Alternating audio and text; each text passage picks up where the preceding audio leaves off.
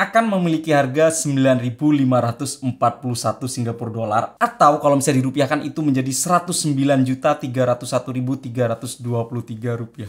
Wah, baru kali ini sebuah MacBook itu tembus harga 100 juta. Ini bisa buat DP rumah, cuy.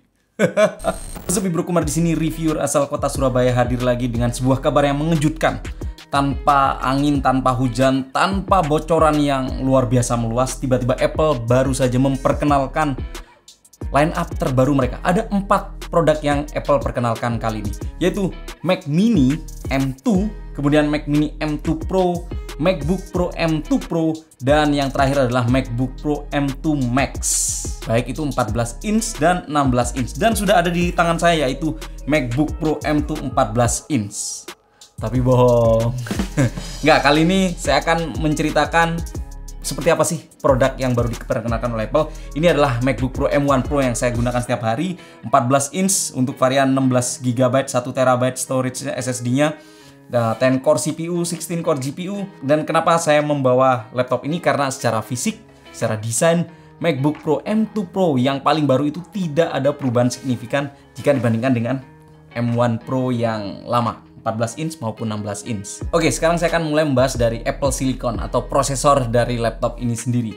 Pada generasi yang lama, dia memiliki 10 core CPU dan 16 core GPU. 10 core CPU tadi dibagi menjadi 8 high performance core dan 2 efisiensi core. Sedangkan pada M2 Pro dia memiliki 12 atau 12 core CPU dengan pembagian 8 high performance core dan 4 efisiensi core. Dan untuk GPU-nya sendiri juga terdapat peningkatan, di mana sebelumnya M1 Pro memiliki 16 core GPU, sedangkan pada M2 Pro dia memiliki 19 core GPU. Bahkan juga kita bisa mengkostumisasi pilihan-pilihan CPU maupun GPU-nya. GPU-nya bisa sampai 38 core GPU dan itu luar biasa sekali. Lalu perbedaan berikutnya adalah pilihan RAM atau Unified Memory, di mana M1 Pro itu atau M1 Max mentok sampai 64GB, sedangkan pada M2 Pro maupun M2 Max kita bisa upgrade sampai dengan 96GB RAM atau Unified Memory. Buat buka apa aja segede itu ya. Lalu apa arti peningkatan-peningkatan tersebut? Jujur buat saya M1 Pro ini super duper lebih dari cukup untuk kebutuhan saya YouTube video 4K. Sebagai analogi atau sebagai gambaran, mungkin teman-teman bisa ngelihat grafik ini. Di sini Apple menjelaskan kalau M2 Pro itu 9,6 kali lebih kencang, atau pada M2 Max itu 15,7 kali lebih kencang jika dibandingkan dengan MacBook Pro dengan prosesor Intel i7. Yes, prosesor Intel i7. Jadi analogi gampangnya, kalau misalnya kalian saat ini menggunakan MacBook Pro pakai prosesor Intel i7 ke bawah, misal speed laptop kalian tuh adalah 1000, kalau misalnya dibandingkan dengan M2 Pro itu 9000 speednya. Ya walaupun tidak ada angka kayak gitu sih pada laptop. Cuma analoginya adalah kalau misalnya kalian ngerender video, buka file, import file ke Photoshop atau ke software apapun, atau membuka aplikasi Adobe, itu kecepatannya 9 sampai 15 kali lebih kencang dibanding apapun yang kalian lakukan dengan MacBook Pro yang menggunakan prosesor Intel. Ya, seperti itu perbandingannya. Peningkatan lain yang bisa saya temukan di sini adalah Bluetooth. Dia sudah upgrade dari Bluetooth 5 menjadi 5,3. Kemudian Wi-Fi dari Wi-Fi 6 ke Wi-Fi 6E. Ya, walaupun nih di Indonesia juga agak susah mengimplementasikannya karena speed di sini ya nggak jauh lah. Kemudian satu upgrade lagi yang saya suka adalah HDMI port 2.1, 2.1, di mana setelah saya cek, dia bisa support one display up to 8K 60Hz. Jadi bisa digunakan untuk layar 8K 60Hz atau dua monitor 4K dengan refresh rate 240Hz. Wah, itu artinya luar biasa sih. Kalau misalnya kalian lihat di CES kemarin tuh banyak sekali monitor-monitor 8K ataupun 4K yang 120Hz, itu akhirnya kita bisa cuma modal kabel HDMI aja langsung colok ke monitor dan bisa. Itu adalah MacBook Pro M1 Pro 14 maupun 16 inch maupun M1 Max. Berikutnya yang baru lagi adalah Mac Mini M2 maupun Mac Mini M2 Pro.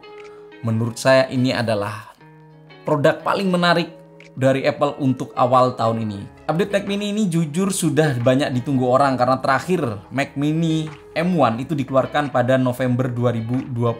Itu artinya sudah 2 tahun lebih Mac Mini itu meluncur. Sudah waktunya penyegaran, dan ini yang kita temukan saat ini. Dan jujur, saya sendiri jauh lebih tertarik membeli Mac Mini M2 atau M2 Pro jika dibandingkan dengan MacBook Pro 14 inch maupun 16 inch yang menggunakan M2 Pro maupun M2 Max.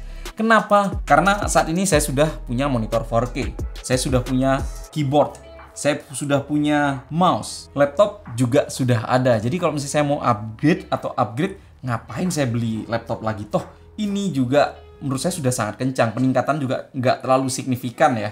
Yang jelas Mac Mini itu punya harga yang jauh sangat menarik dibandingkan dengan semua produk yang ada di Apple saat ini. Yang varian paling tinggi aja Mac Mini M2 Pro itu dibanderol di harga 1.849 Singapura dolar atau sekitar 21,2 juta rupiah. Atau jika ingin yang lebih murah, memilih base model aja yang memiliki 8 core CPU, 10 core GPU, kemudian 256 GB storage, atau itu spek yang hampir sama persis dengan MacBook Air M2, itu punya bandrol harga 849 Singapura dolar atau sekitar 9,7 juta saja. Wah, 9 jutaan sudah dapat komputer yang bisa digunakan untuk edit video 4K karena berkat adanya high performance media engine dan ProRes video encode decode. Jadi dengan komputer kecil ini kita bakal bisa ngedit video 4K. Karena sepengalaman saya menggunakan MacBook Air M2, ngedit video 4K buat YouTube saya itu bisa banget. Kebayang kalau misalnya ngedit video 4K aja lancar. Kalau misalnya cuma digunakan untuk ngedit video Full HD, vertikal, digunakan untuk posting di Instagram Reels, TikTok, ataupun YouTube Shorts. Oh man, ini sangat-sangat worth it banget untuk dibeli. Secara fisik mungkin Mac Mini M2 Pro atau M2 jika dibandingkan dengan Mac Mini M1 tidak memiliki perbedaan signifikan. Ada perbedaan yaitu pada bagian belakangnya, di mana pada Mac Mini M2 hanya memiliki 2 port USB Type-C Thunderbolt 4, sedangkan pada Mac Mini M2 Pro sudah memiliki 4 port Type-C Thunderbolt 4. Dan varian pada Mac Mini M2 Pro yang bisa kita pilih adalah 10 core CPU, 16 core GPU, dan 16 GB Unified Memory, serta 512 GB storage. Yah, harganya juga, wah, terjangkau. Ngomong-ngomong tentang harga, saya akan menjelaskan keseluruhan keempat produk yang diperkenalkan oleh Apple kali ini dari segi harga. Saya mulai dari MacBook Pro M2 Pro 14 inch, namanya agak susah ya. Oke, varian dengan 10 core CPU, 16 core GPU, 512 GB SSD memiliki harga 2.899 Singapura dolar atau 33,2 juta. Kemudian untuk varian 12 core CPU, 19 core GPU, dan 1 TB SSD memiliki harga 3.599 Singapura dolar atau 41,2 juta. Kemudian untuk varian M2 Max 12 core CPU, 30 core GPU, dan 32 GB Unified Memory dan 1 TB SSD memiliki harga 4.499 Singapura dolar atau 51,6 juta rupiah. Begitu pula harga pada MacBook Pro 16 inch M2 Pro maupun M2 Max itu juga sama persis, bisa kalian lihat harganya di tabel seperti ini. Dan tentu saja kita juga bisa mengkostumisasi atau kita upgrade lah spek yang sudah ada. Sekaligus saya penasaran kalau misalnya MacBook Pro M2 Max 16 inch yang paling mahal itu kita update lagi, kita kostum lagi ke yang paling mahal, itu bakal menjadi seberapa mahal. Untuk itu saya akan pilih yang M2 Max 16 inch yang 12 core CPU, 38 core GPU, 32 GB Unified Memory, dan 1 TB SSD storage yang harganya 4.999 Singapura dolar. Saya pilih, kemudian saya update lagi menjadi 96 GB Unified Memory, kemudian storage-nya itu saya jadikan 8 TB SSD storage, akan memiliki harga 9.541 Singapura dolar atau kalau misalnya dirupiahkan itu menjadi 109.301.323 rupiah. Wah, baru kali ini sebuah MacBook itu tembus harga 100 juta. Ini bisa buat DP rumah, cuy. Well, itulah dia video kali ini. Jadi gimana pendapat kalian semua tentang keempat produk terbaru dari Apple kali ini? Silahkan tulis di area komen di bawah.